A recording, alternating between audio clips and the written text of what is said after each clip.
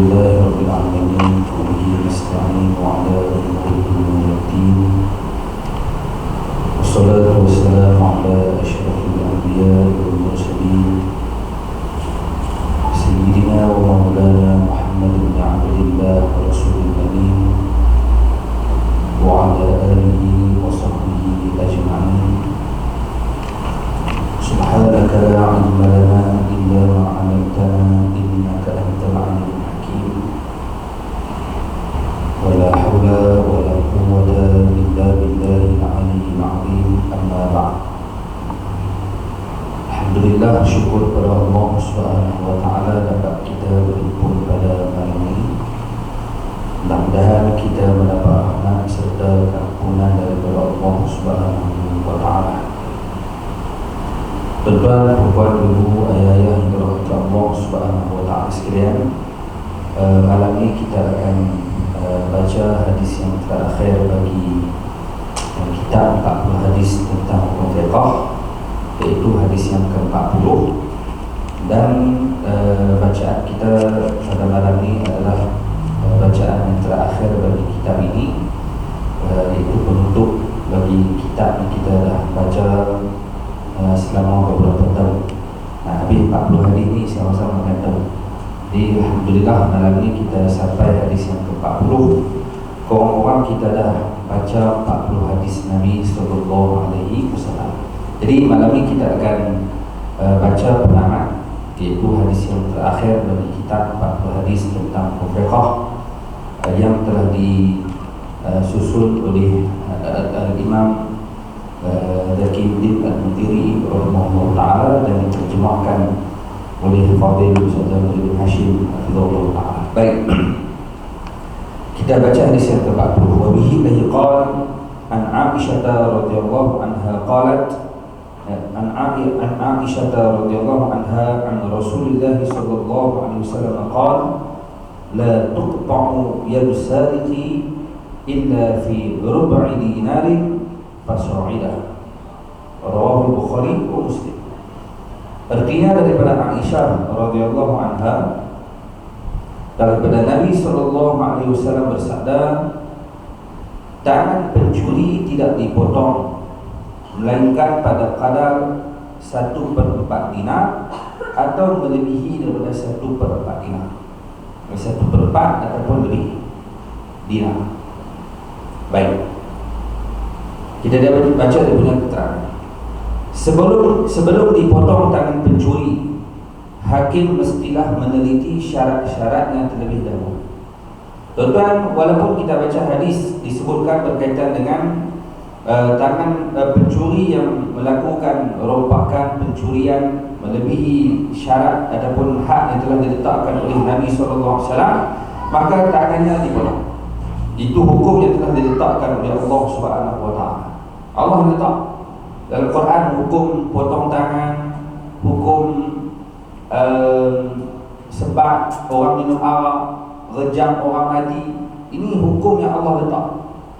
Macam itulah juga hukum Allah meletakkan dibenarkan kepada mereka berkahwin lebih pada 1, 2 boleh, 3 boleh, 4 boleh. Itu juga yang Allah letak dalam Quran. Jadi Allah sebut dalam Quran sebagai hukum yang akan memandu manusia ke jalan yang Allah redha. Karena Allah tahu kalau Allah suruh mesti dia bersalah. Jadi antara suruhan Allah dalam Al-Quran ialah potong tangan pencuri. Potong. Nabi pula sebut dalam hadis ni, tangan pencuri tak kena potong melainkan kadar yang dia curi 1/4 ataupun lebih daripada dinar. Itu yang Nabi sebut. Bukan sah curi potong tak, ada had dia pula. Nabi sebut rubuk dinar 1/4. Baik. Dan sebelum nak potong, tuan-tuan, Islam kan nak potong dengan orang. Islam kan agama nak menghukum. Islam agama nak mengawal manusia dan memberikan panduan kepada manusia. Bukan nak potong pun, bukan nak sebat, bukan nak rejam, tidak. Islam agama mendidik. Tuan-tuan sekalian, bila Nabi kata, Nabi ajak kita suruh anak semayang umur 7 tahun, suruh umur 10 kalau tak semayang pukul. Tuan-tuan, kalau duk suruh daripada 7 tahun, suruh, 8 suruh, 9 suruh, 10 tak ada suruh dia semayang. Tak kena pukul pun. Tapi kalau tak semayang, pukul lah. Cuma nak kena pukul tu, saya tak ada kalau duk suruh pada 7 tahun. 3 tahun duk suruh. Tuan-tuan duk suruh 3 tahun. Semayang. Tiap kali masuk waktu semayang, suruh semayang. Tuan-tuan, kalau suruhan itu dilazimkan kepada anak tadi, kemudian dia tengok mak dia semayang, dia tengok ayah dia semayang, ayah dia buat main surau, ayah dia buat pergi masjid. Tuan-tuan, 3 tahun duk latih macam tu. Tahun ke umur dia 10 tahun, tak perlu suruh semayang. Dan kalau suruh dia akan semayang, insya-Allah dia tak dengar. Maksudnya nak pukul itu payah. Pukul kerana lain, dia kerana nak semayang, maksudnya tak. Kalau duk suruh pada 7. Tapi kalau tak suruh, umur 7 tak suruh semayang, 8 tak suruh, 9 tak suruh, tuan-tuan umur 10 tak semayang, umur 20 tak semayang. Kalau tak suruh ni, Islam suruh, Nabi ajak suruh dari kecil. Suruhan itu nak mendidik. Islam agama mendidik, bukan agama nak menghukum orang. Tidak. Tuan-tuan bacalah hukuman apa yang ada dalam Islam ni. Bukan nak hukum, nak pun nak didik. Nak suruh berjaga-jaga, berhati-hati, mencegah. Sebelum kena, cegah siap-siap. Baik. Jadi sebelum potong tangan pencuri, hakim yang nak laksanakan hukuman tadi, hakim meletakkan keputusan. Bukan orang kampung, bukan bincang kedai kopi nak potong tak tangan ini. Torak kan? Siapa dia? Bukan boleh bincang kedai kopi. Serah pada hakim. Hakim akan teliti. Panggil mangsa yang kena curi barang, panggil pencuri, teliti dulu hukum, kena tasawur, buat gambaran dulu, bagi gambaran dulu macam mana boleh curi, sebab apa mencuri. Jadi disebutkan hakim mestilah meneliti syarat-syaratnya terlebih dahulu. Ulama fiqah menyenaraikan 6 syarat, iaitu 3 syarat yang ada pada pencuri dan 3 syarat lagi pada barang yang dicuri. Jadi bila ada pencuri, adalah barang hak dia curi. Jadi tam pencuri itu ada syarat, tam barang itu ada syarat. Cukup syarat, kerapkan. Ulama dah susun ni. Baik. Syarat pencuri. Maksudnya kalau pencuri tadi tu kan syarat untuk layak potong tangan dia. Apa dia? Yang pertama, pencuri itu balik. Balik dah cukup umur, dah tahu dosa pahala. Yang kedua, berakal. Bukan balik saja, ada akal. Maksudnya, tuan-tuan, bila gabung balik dan berakal, itu maksudnya dia mukallaf. Balik, akal, dipanggil mukallaf. Ni mukallaf. Ada akal, kemudian cukup. Kalau tak ada salah satu tu, tuan-tuan, tak jadi. Ada akal tapi umur tak cukup. Budak umur 5 tahun, darjah 5, ada akal, ngaji pandai, periksa lulus elok, tapi tak cukup umur ni, belum balik. Kalau dia curi, tuan-tuan, tak ada dosa, budak tak balik. Cuma kena pantau lah, panggil mak ni awak dia anak curi tu lah. Budak tu tak ada dosa. Budak, lepas tu orang tak balik, tuan-tuan, tak ada kesalahan. Dia keluar bogel tak? Tak ada tahu lah. Cuma tak kena didik lah dengan dia. Tuan-tuan sekalian, balik, kalau tak balik, maksudnya tak cukup syarat, kerana dia bukan mukallaf. Yang kedua, akal. Kalau balik, kalau tuan-tuan sekalian ada akal tapi tak balik, tak cukup syarat. Yang kedua, balik dah tapi akal pula tak ada, tak jadi. Orang yang gila, orang yang tidak waras, tuan-tuan sekalian, umur dia dah lanjut 30 tahun, 40 tahun umur, ya, tapi akal tak ada. Balik dah, akal tak ada. Tadi pakai akal dia, shock, wayar dia putih, nak sambung tak lepas lah, biar putih dulu. Jadi tak betul. Orang tak betul pun bukan ada hukum, tak boleh semayang. Orang gila tak boleh semayang. Betul kalau dia jumpa orang kot Tanjung Dawai, kot Sungai Petak semayang, jangan kata apa, gila. Tak betul. Kalau dia betul, dia semayang. Oh, orang main berjalan ni ramai ni. Noh ada rancak nak tu singgah semayang. Tuan mana pergi mana pun orang singgah semayang. Kalau tak pergi mana pun waktu semayang berhenti semayang. Tahniah kepada orang yang berhenti semayang ni. Dia berhenti waktu semayang. Ni ada orang duduk kat kampung tak semayang. Okey. Dan kita tak boleh nak kata lebih kerana boleh jadi gila tu. Kerana orang gila tak boleh semayang. Nak kata tak balik tua lah janggut putih. Jadi boleh jadi gila, boleh jadi lah sangka baik. Kerana orang gila tak boleh semayang. Tuan-tuan kena cukup syarat. Balik ada akal. Syarat yang ketiga pada pencuri, tak ada siapa paksa dia curi. Tidak dipaksa. Ada orang nak paksa, hang tak curi barang kau tu, aku tembak anak hang. Dia terpaksa buat. Aku colek ke apa ada lah, dipaksa, urutan dan sebagainya. Tuan-tuan kena selidik dulu, kenapa curi? Terpaksa curi, anak nak makan tak ada duit, contoh. Tu buat lain. Tuan-tuan sekalian, dia curi sebab apa? Curi apa? Curi Milo, curi susu, curi roti. Awak, anak nak makan. Tuan-tuan, tuan kedai, orang hak kena curi pun perhati tengok dia curi apa. Dia bukan nak curi saja-saja tu. Dia curi tu kerana terpaksa. Tak cukup kan. Walaupun tak betul, salah, curi salah. Tapi kena selidik dulu. Curi tu nak kena potong tangan tak? Tak ya. Dia curi tu nak makan. Tuan-tuan sekalian, tuan kedai pun lagilah ada hati perut. Orang curi Maggi sekatan 5 bungkus. Balik balas telur 3 biji. Report polis. La ilaha illallah. Tuan-tuan kalau dengar tu, tuan-tuan pergi buat kedai, berapa dia curi? Nah, aku bayar. Dia report lah. Memang kita pesan kat dia. Lain kali nak tak ada apa-apa bagi tahu. Masjid ada, pusat khidmat wakil rakyat ada, orang kampung ramai ada, pergi buat curi buat apa? Dah ada kerja, nak pergi kerja berlampak lah. Maksudnya bagi kaunseling. Jadi kena tahu dulu curi sebab apa. Itu syarat yang kena ada pada pencuri. Balik ada akal, bukan kerana dipaksa. Maksudnya dia curi secara sukarela. Jadi hobi. Hobi dia mencuri. Ada? Baik, itu syarat kepada pencuri. Baik, kalau cukup syarat tu, tuan-tuan kena tengoklah barang.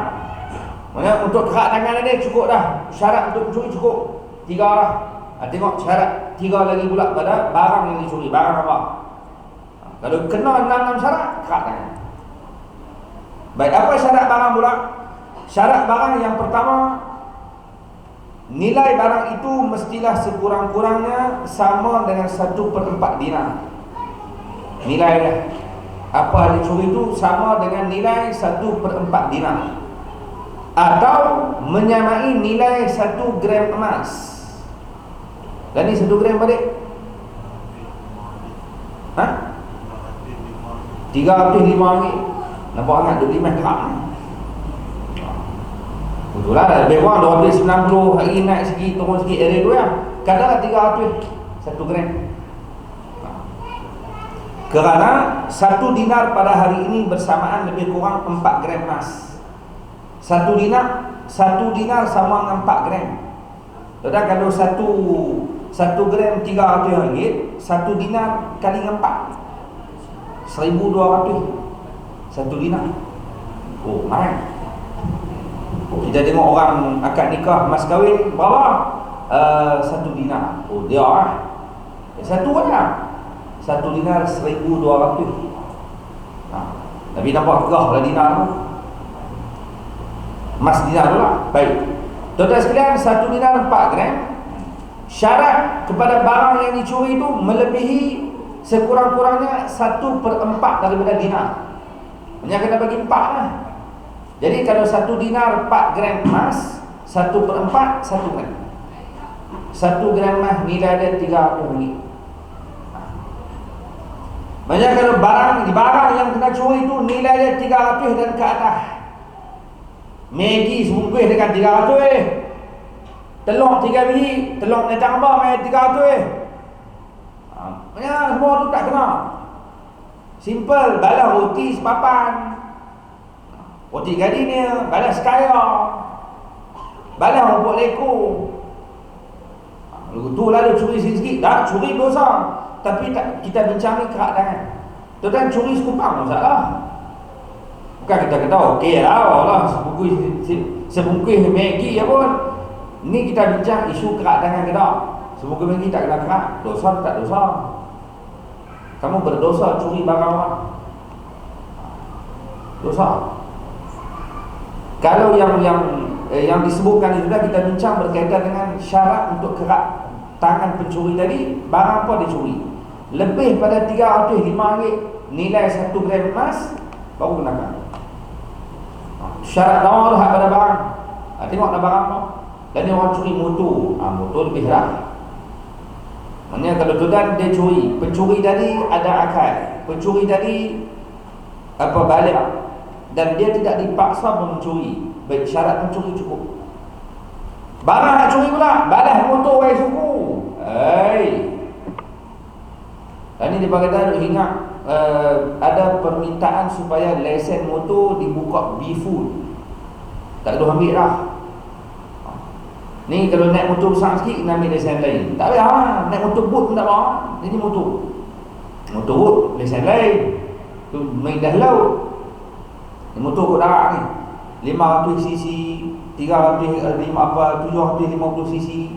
Besarlah motor. Tuan-tuan kalau dia buka B-full untuk semua orang pun, orang nak pakai motor Y10 bawah 250. Hang nak beli motor mahal. Tuan-tuan motor 150cc pun dah 11,000 lah. Nak terima duit. Tapi kalau curi motor tuan, hak curi motor hak dolar tu tak ada harga apa. Cek harga 3,000 motor ni 4,000. Tuan-tuan maksudnya motor tu dah lebih pada nilai 1/4 dinar. Lebih lah. Cukup dah satu syarat. Tengok lagi 2 syarat apa. Cukup lagi 2 kerak kan. Syarat yang kedua, barang itu disimpan elok pada tempat simpanan yang sepatutnya. Seperti lembu dicuri daripada kandang dan kereta dicuri daripada garaj. Contoh dia bagi. Barang hak kena curi tu simpan elok. Maknanya tuan kepada barang tadi memang jaga semua barang tu. Motor dia buah mangga, ikat dah dengan rantai. Dia bagi contoh di lembu bolang kandang. Lembu mana bolang kandang? Jarang bolang hotel. Ada orang pergi hotel sewa oyo hotel. Tuan lembu ada oyo. Lembu tempat dia kandang. Jadi kalau lembu duduk dalam kandang, orang pergi curi di kandang sebut, ini salah curi. Memang lembu duduk kat kandang. Kandang tak kandang mangga. Selit selok lalu tu lah. Tuan-tuan sekalian, dia pergi curi di kandang tu. Kandang pun buat elok dah, jauh pada orang dan sebagainya. Pergi curi, maksudnya kamu curi di tempat yang disimpan elok barang. Salah curi. Tapi kalau dia biar lembu tak mau kandang, duk biar melintas kot tengah jalan, masuk bila rumah orang, tak jaga lembu dia. Kawan tu kebaik, buat main lori angkat tu, pergi menang tengok. Padahal nak kena dia curi. Ya dia curi balas lembu hang, tapi hang tak jaga. Maksudnya nilai sampai 1/4 dinar. Lembu tu mahal. Tapi kalau kamu tak simpan elok barang tu, orang curi tak dekat dengan dia. Buat salah. Awak tak jaga begini. Kereta dalam garaj, simpan dalam garaj. Tuan-tuan sebut kereta simpan dalam garaj ni, dulu ada seorang lelaki kaya, pakai kereta mahal. Kereta dia juta ni. Tuan-tuan sekalian, satu hari dia pergi jumpa bank nak pinjam duit. Dia orang kaya, tapi satu hari dia pergi bank nak pinjam duit. Bank tengok dia orang kaya, dia orang nak pinjam duit. Dia kata, saya nak kena pinjam duit, nak kena keluar pegawai, ada urusan apa sikit. Pinjamlah berapa ribu punya. Jadi pihak bank kata, kalau tak boleh bayar, apa cakaran ni? Dia kata, kalau saya tak mampu bayar dalam tempoh perjanjian ni, saya cakap kereta saya. Mau kereta. Kalau saya tak bayar kereta tu, bank on selalu, kereta mahal. Hang hutang kepada dia, kereta tu lebih daripada hutang ni. Aman, kereta. Bank ni kau kereta. Bagi duit kat dia. RM400,000 punya. Total sekalian lepas 3 minggu dia main bayar balik full, bagi balik duit tu. Bahkan lebih sikit lah, pinjam bank, bayar balik. Hanya ikut perjanjian, bila dia bayar balik, bank mungkin nak bagi balik kereta, bagi balik. Cuma bank tanya lah, nampak je orang kaya kereta mahal, tapi macam tak ada duit tu pinjam duit kat bank bayar 300-400 ribu ni, belagak kaya lah. Dia kata dah. Habis tu saya nak kena keluar negara, ada urusan mesyuarat dan sebagainya, adalah urusan bisnes dan sebagainya. Jadi kereta saya ni saya tak tahu nak simpan mana. Nak simpan dalam garaj orang curi. Kereta mahal. Pergi tanya dia banyak tempat siapa nak jaga, dia kata boleh jaga tapi cas tinggi. Kerana risiko orang nak curi kereta ni. Dah lah cas tinggi, lepas tu jaminan tak ada. Saya tak tahu nak buat orang. Jadi saya main cakap bank dia kan nak curi. Bagi bank dia kan punya kredit orang kaya. Dia main pinjam duit, bagi bank dia kan cakap bank dia kan ada safety bank, kalau kata apa dia pergi keluar negara aman, balik main bagi balik duit tu tambah sikitnya, kalau tambah tu upah jaga kereta dia. Sebab dia kereta tu orang cerdik. Kita tak cerdik ni yang penat. Orang kaya ni dia dan otak dia cerdik, pandai dia nak main. Bawa dia pusing ni kena kat dia. Kita tak kena. Baik. Jadi tuan-tuan sekalian, simpan dalam garaj dah, simpan elok lah. Orang main curi, tu salah pencuri. Tapi kalau kita yang biar kereta tu, biar simpan tempat tepi jalan, tak apalah tepi jalan, tak apalah, tak ada garaj, tak ada tempat parking. Ya, kamu simpan tepi jalan, tapi kunci dia elok, ni tingkap buka. Kunci boleh dalam tu. Buka, tarik hat cermin tu jatuh kunci, kena jadi orang putih. Boleh laci ya kunci. Kereta tak kunci. Betul orang balas tu kalau tak, walaupun kereta tu mahal, tapi kamu yang salah, tak ada safety. Curi tak kerat tangannya. Salah tapi tak kena kerat. Sebab syarat tak cukup. Macam motor tadi lah, motor kita orang tu curi motor. Tuan motor dah parking elok dah, mangga, buah rantai lagi, buah alam lagi, curi juga. Salah tu. Ni dah main masjid ni, dia tahu masjid. Main masjid pun parking elok, kunci elok, ambil pun apa kan? Dah. Buk ke juga kan. Kunci pun tinggal kat motor. Hak lagi teruk tak tutup enjin. Punya bengong. Dia biar minyak bawah ni. Berurung dengar. Betul orang main belah, celaka kena main curi motor. Main bengong. Ada bibiak motor dulu. Dia nak salah mencuri. Pencuri mah kerja dalam curi. Yang bibiak hidang macam tu awak. Tengok Islam ni rahmat. Jadi nak bubuh salah mencuri saja tak. Kamu pun salah. Memang tugas, memang kerja dia curi. Dia salah lah. Tapi hang salah tak salah. Bila sama-sama salah, tak boleh kerak tangan. Dia tu tak salah, tapi tak boleh gerak tangan dia. Hang punya cuai. Tengok ulama letak macam mana. Baik. Jadi barang tu kena simpan elok dan simpan pada tempat yang sepatutnya disimpan. Kalau motor kunci bagi elok, kereta garaj, lembu di kandang, semua benar. Rumah kita tak mahu rompak kasut, kunci, buah grill, buah elok. Tapi kalau dia pecah masuk juga, salah dia. Ni dah tak kunci. Pintu sendai dengan pen. Pintu dah dengan pen ni. La ilah tu bukan mencuri. Budak gaduh gelak-gelak cerbah dalam tu pun lekang lah. Kalau mencuri. Tingkap dia pun apa, tingkap tak ada. Tuan-tuan dia tutup dengan apa panggil? Plastik. Hak bulat-bulat tu. Apa? Alah orang nak balut balang kacau tu. Bubble apa? Nak tahu nak sebut dia bunyi black.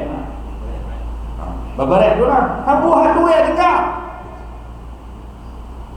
Contoh kan apa? Kamu tak jaga elok rumah kamu, dia pencuri masuk, hang ingat. Maknanya tak boleh nak salah pencuri saja. Kamu cuai. Tingkap tak tutup, pintu tak kunci, barang kamu dedah ikut suka, barang kemas letak atas TI, dia curi masuk hang ingat. Ni duit tak ada meja ni. Ada orang tak ada meja duit. Selit sebelah meja tu kan menjadi ada cermin. Ni buah cermin tu. Tebal-tebal tu. Letak atas sebelum nak buah cermin, letak atas tu. Sampai-sampai duk buah. Betul ramai duk sembang sembarang sekepil duk atas meja. Ada lagu. Kadang tetamu main duk sembang tu dia duk sekepil atas meja. Radik-radik semua tetamu balik. Tuan-tuan sekalian, dia tengok duit dia tak ada. Dia tahu dah tetamu ni balik. Marah tetamu, pergi jerkah. Tuan dia tak mau nak gaduh sebab tetamu tu kawan baik. Tuan sekalian duduk lama jumpa, dia kata aku tak sangka. Lama lah. Berapa minggu dua lah, sebulan dua lah baru jumpa balik. Dia kata aku tak sangka nak curi duit gua tu. Duit gua pula dengan duit gua semua. Sampai lagi kalau bukan masa hang main tu duit atas meja. Hang balik tak ada lah duit tu. Aku malah dia dekat mah. Curi. Cakap dia elok dia dah. Hang tak ada bukti mana aku curi. Dah tak ada. Kawan ni kata apa? Aku nampak duit tu atas meja. Aku tengok hang duk pergi balik, aku tengok takut duit tu terbang. Aku tak tahu nak potong. Aku selit dalam Quran. Ada Quran kan dalam marihang. Kau ambil pun dalam Quran. Maksudnya kalau sebulan hang tak jumpa, hang tak buka lah Quran tu. Ambil balik tengok dalam Quran tu. Buka-buka ada sungguh malu. Orang selit, orang bolang ketumpang bolang Quran. Dia nak buat apa lagi, dia agak kau ni saya buka Quran mak lah ni. Bolang Quran, surprise. Lah cari tak jumpa bagaimana? Hang tak baca Quran. Kena balik. Jadi kamu tak nak tuduh saja kalau orang curi sekalipun. Tuan sekalian dia salah, tapi syarat tak cukup dah untuk kerak tangan. Kerana kamu lagi. Jadi syarat yang kedua, syarat pertama tadi nilai dia kena 1/4 dinar. Iaitu kalau harga kita sekarang 1 gram mah RM300. Syarat yang kedua kena simpan elok-elok barang tersebut. Dan syarat yang ketiga, barang yang dicuri bukan milik pencuri dan tiada keraguan milik bagi pencuri. Hanya bukan milik dia. Apa contoh? Sekiranya ayah mencuri harta anak atau anak mencuri harta ayahnya, maka tidak boleh dipotong tangan ayah atau anak yang mencuri itu kerana ada keraguan padanya. Ayah berbalah mutu anak. Ada ayah yang haram jadah ni rumah anak. Dia tengok mutu dia lawa elok, mana balah mutu dijual. Tu tuan-tuan sekalian, aduh tak boleh potong tangan pak tu. Dia curi barang anak dia. Anak curi barang ayah. Aduh settle dia oleh. Kenapa dia curi? Kaki curi. Aduh tak kena potong. Kerana barang yang dicuri tadi tuan kena pastikan bukan milik pencuri dan tiada keraguan milik bagi pencuri. Jadi kalau anak curi barang ayah, ragu milik tu milik siapa? Ayah menjaga anak dia satu rumah. Ayah tak kata apa, dia ayah tak pernah balik. Itu syarat kepada barang yang dicuri. Jadi tuan-tuan dalam hati Allah Subhanahu wa taala sekalian, Allah firman dalam surah Al-Maidah ayat 38. Apa kata Allah? A'udzu billahi minasyaitonir rajim. Was-sariqu was-sariqatu faqta'u aydiyahuma jazaa'an bima kasaba nakalan min Allah wallahu azizun hakim. Maksudnya pencuri lelaki dan pencuri wanita. Tuan-tuan, Allah sebut pencuri dalam Quran dimulakan dengan lelaki dulu baru perempuan. Dalam bab zina, Allah mula dulu penzina perempuan, kemudian baru penzina lelaki. Seolah-olah tuan-tuan sekalian nak diberikan gambaran kepada umat manusia bahawa perzinaan kebanyakannya mula dengan perempuan. Banyak mula dengan dia, pakaian macam mana, aurat macam mana, bergedik lebih kurang. Hang yang punca zina perempuan. Dalam bab mencuri Allah mula lelaki dulu. Bab hak kawak lama ni lelaki. Perempuan berapa? Tapi hak yang mencuri ni lelaki. Senang dia nak panjat pagang, nak lompat, nak curi dan sebagainya. Perempuan jarang. Ada mencuri. Tambahlah tuan-tuan curi dengan cara yang terhormat. Skema macam-macam. Tuan-tuan hak terbaru dia berkata dia hantar file ataupun dia hantar WhatsApp konon-konon nak jemput kenduri. Jemput kenduri naik sila kita sempat. Dia jemput kenduri ni untuk dapatkan kad, sila download. Kita pun download cerah duit laman, duit kenduri. Dia nak bagi kita kenduri, balas duit kita. Tengok main. Cerdik rumah rumah ni. Dia suruh klik yang tu, dia suruh klik ni, kita pun download dah. Nak tengok apa kad jemputan. Tuan-tuan, orang yang tak tahu apa, download, masuk dalam telefon dia, habis, kena scan. Curi tu. Tu banyaklah perempuan ada, lelaki dah tak tahu dah belakang. Jadi kebanyakan pencuri lelaki. Jadi Allah sebut dalam Quran, pencuri lelaki dan pencuri wanita, maka potonglah tangan mereka berdua sebagai balasan atas perbuatan mereka. Tuan-tuan tengok, Allah sebut yang pertama, pencuri lelaki perempuan ni potong tangan sebagai balasan perbuatan mencuri mereka. Nakalan minallah, pencegahan dari mencuri datang daripada Allah. Tuan-tuan, ada orang kata kalau kerak dengan orang nak curi lah. Dah Allah sebut dah, kamu potong dengan pencuri, Allah akan berikan ajaran kepada manusia. Mereka akan takut, mereka akan gerun nak potong, nak curi lah baru. Ni cara Allah cegah orang mencuri. Allah yang akan cegah dia.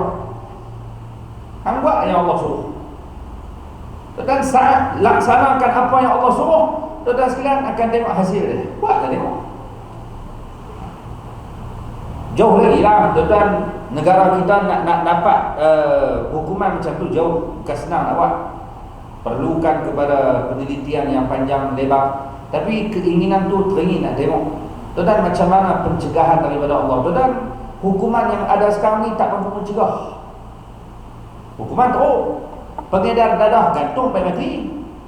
Tapi pengedar lemah, tak mencegah. Ya, perbuatan tu menakutkan. Hukuman yang ada menakutkan. Takut. Tuan-tuan, bila dengar kena sempat, kena tu takut. Tapi takut tu tak mampu mencegah.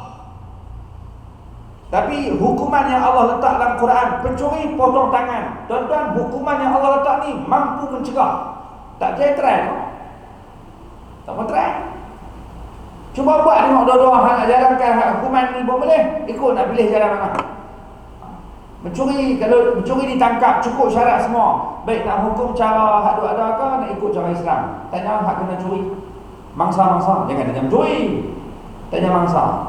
Ni barang kamu kena curi ni curi ni. Dia nak ikut, nak hukum dia ikut cara mana? Boleh-boleh ikut cara Islam, potong tangan.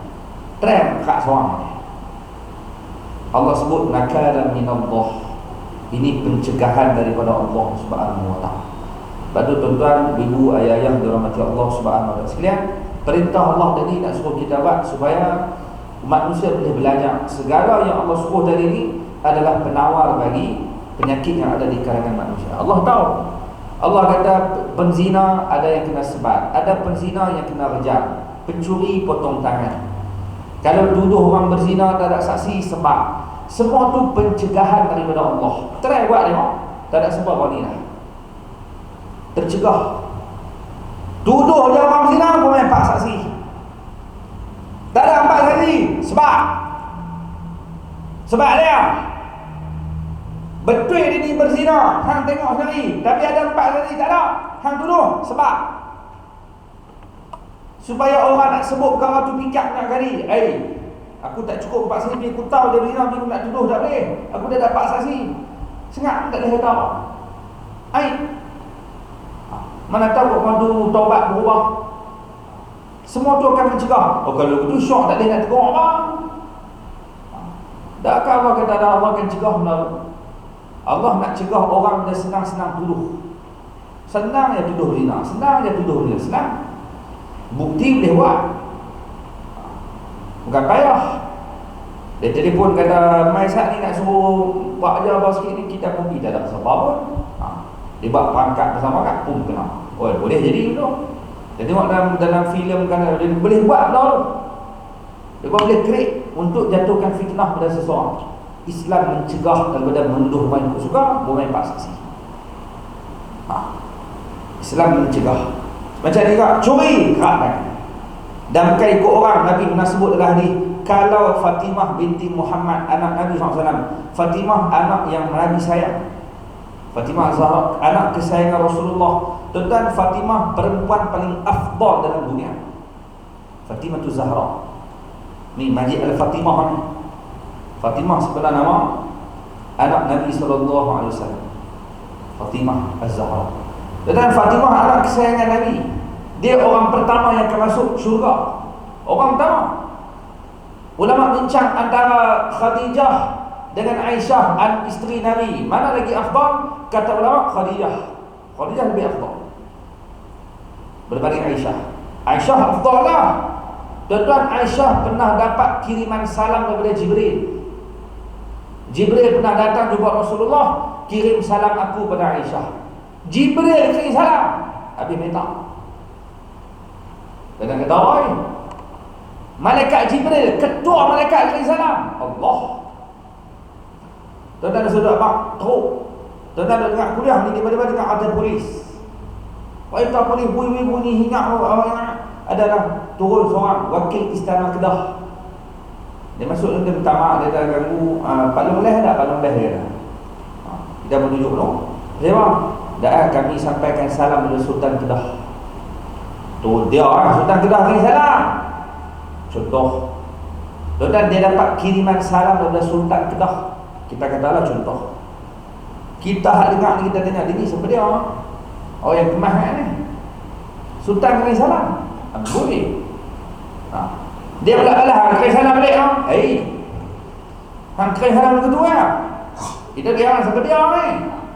Kita ada kata payah. Dan Palung Leh keluar, baru terbang. Terbang tu keluar. Kembang tak ya. Orang akan respect dia lain. Tu Sultan kirim salam. Tuan-tuan, kalau Jibril, orang ternama, malaikat ketua bagi malaikat Jibril alaihi salam kirim salam, habis minta. Ada orang Sungai Pek ada sebab dapat salam malaikat. Dulu ada orang Mebuk seorang ada malaikat kirim salam. Tu pun kawan dia habaq. Waktu dia duduk di kena tahan buat, kena kerak kaki. Macam mana? Dan kena tahan buat, kawan-kawan pergi dia lah. Kawan-kawan minum kopi, lepak pagi-pagi kerang, kawan baik. Pergi ziarah bukan kerak kat kaki. Pergi ziarah ni, Allah, macam mana pergi? Sudah dia cakap kaki tak ada lah. Tak apa, kaki tak ada. Cuma kawan ni kata, kau ni bermain lah, buat roti lah, buah lah, lebih buah. Dia kata ni, kawan-kawan, semua kawan-kawan tak boleh main buat kirim salam kan. Lepas tu tadi aku ondoi nak main, aku dapat kat malaikat nok kirim salam ni. Dia melawak kawan ni, malaikat nok kirim salam. Padahal dia kata selalunya orang kena kerak kaki ni dalam 3 minggu, 4 minggu tu pergi melawak. Jenis melawak kasar. Sama-sama kawan dia melawak dulu, kasar. Ada ni dia nanti yang mati kuat tali kan. Ni yang mati lah sebenarnya. Melawak sama-sama dia. Kasar bagi kita tak ada adab, tapi bagi dia pun dia jadi kasar, dia pun melawak pun juga. Kita dengar kawan ni kasar, tak, dia ni masa sihat pun kasar lah. Padan kan apa? Cuma dia nak habaq malaikat nok kirim salam. Cuy kan? Melawak tu. Silat hari bulan hak mai bagi buah tu mak ni. Ramai mana dah tuan-tuan, orang masjid pergi baca Yasin, ada. Sakit nazak dah panggil orang masjid baca Yasin. Pakat main baca Yasin. Tuan-tuan baca Yasin tu, orang hak sakit tadi sihat elok, hak main baca Yasin 3 orang nanti. Mana kata orang? Bukan boleh tahu mati. Orang tua isap okok 80 tahun lah. Isap okok 80 tahun. Tuan-tuan, doktor duk pergi check up doktor ni, doktor kata semua ni tengok orang tua ada dalam penyakit ni. Pakcik isap okok lah, isap kan. Orang tua tu kata pakcik kena wanti ni. Umur 80 ni kena wanti lah. Bahaya kesihatan. 80 dah. Tuan-tuan, pakcik ni kata, doktor, nasihat ni saya dapat pada 3 orang doktor. Sebelum doktor keempat lah. Hak ada nasihat ni 3 orang doktor dah mati lah pada saya. Ada suruh saya mati, dia mati lah. Saya tak mati. 3 orang lah. Ni kali keempat, dah tahu siapa mati tu.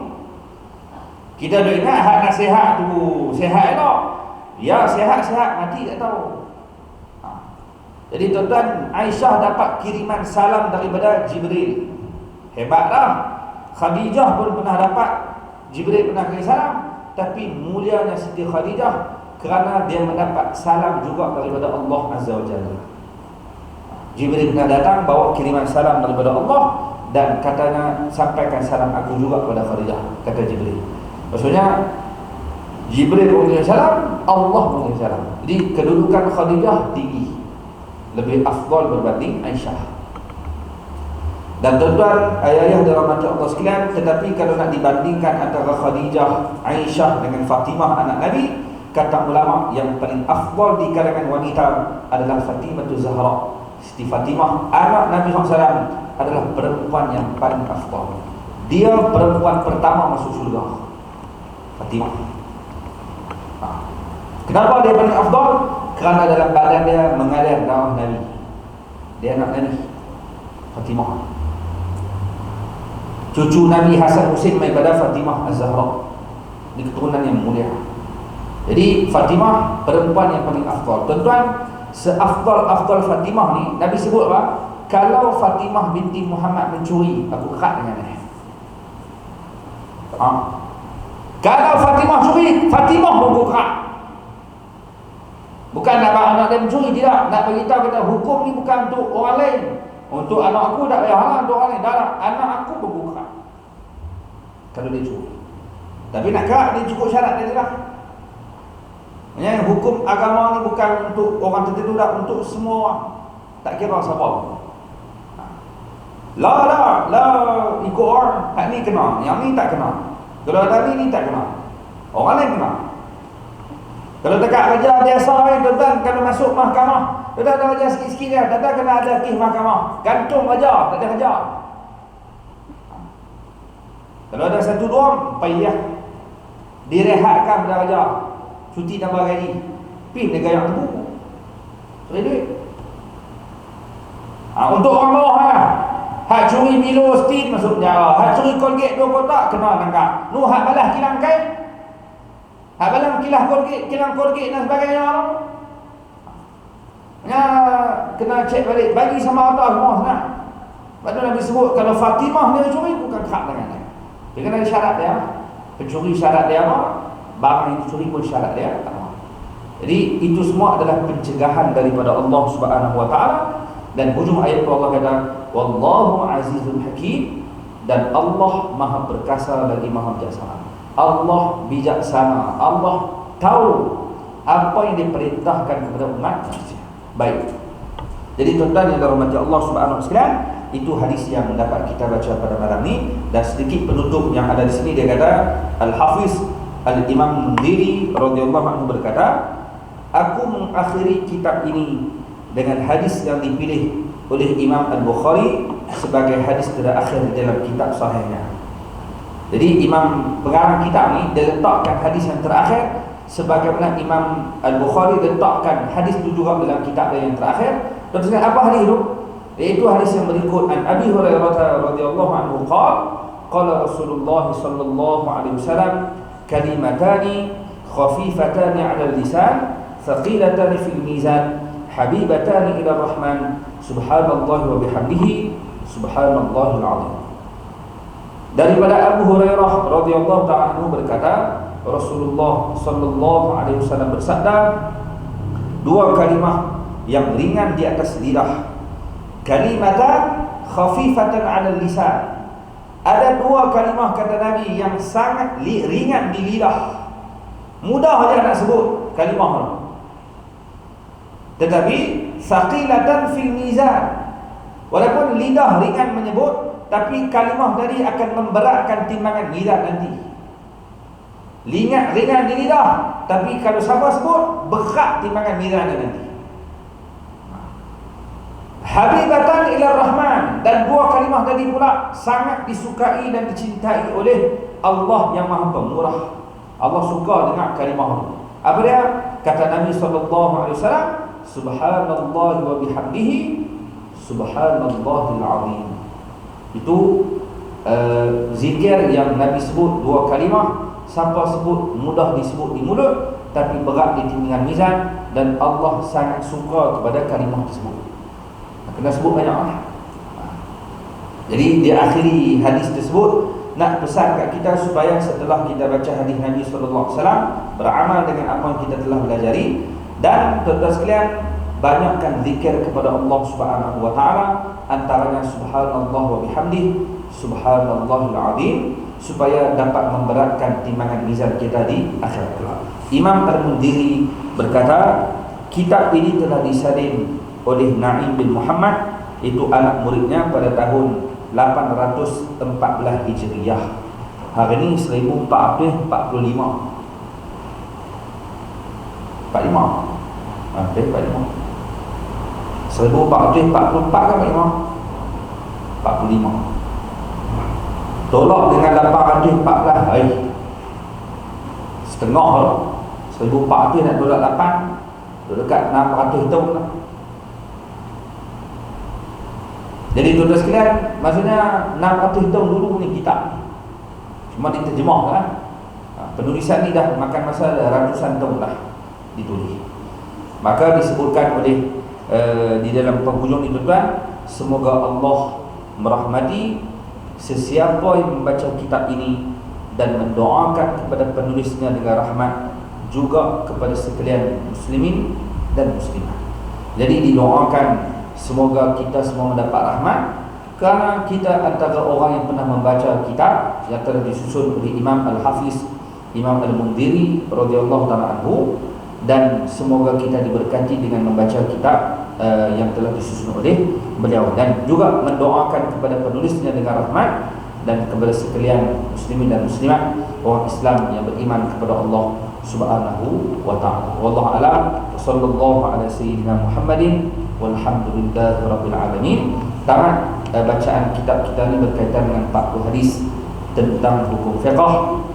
Kita berdoa kepada Allah, semoga Allah Subhanahu wa ta'ala kurniakan kebaikan, berikan ganjaran yang besar kepada mereka yang membaca, yang mendengar, yang beramal dengan ilmu yang telah diperolehi bersama-sama. Dan tuan-tuan sekalian, kita tutup bacaan kitab kita ini dengan kita hadiahkan Al-Fatihah kepada penyusun kitab ini yang telah memberikan susunan yang sangat baik untuk kita membaca dan dapat kita kutip beberapa ilmu dan maklumat bermanfaat untuk kita bersama. Jadi tuan-tuan, kita tutup majlis kita ini dengan hadiahkan Al-Fatihah kepada pengarang kitab, iaitu Al-Imam Hafiz Zakiyuddin Al-Mundhiri radhiyallahu ta'ala anhu. Sirri asraril Fatihah. A'udzu billahi minasyaitonir rajim. Bismillahirrahmanirrahim. Alhamdulillahirabbil alamin.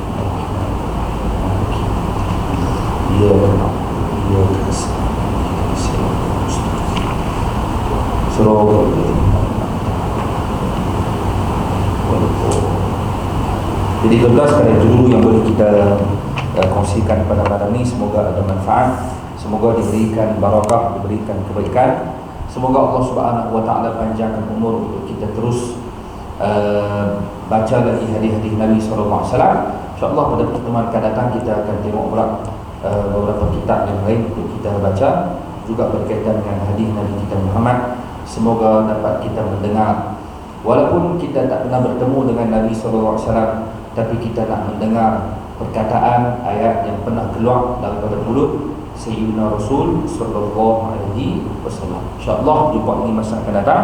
Kita akan jumpa pada bulan hadapan, kerana hujung bulan ini saya nak pergi umrah. InsyaAllah kita jumpa pada bulan hadapan dengan kitab yang baru, nanti saya akan maklum kembali. Wallahu a'lam. Aqulu qali hadza, astaghfirullahal azim li wa lakum. Assalamualaikum warahmatullahi wabarakatuh. A'udzu billahi minasyaitonir rajim. Bismillahirrahmanirrahim.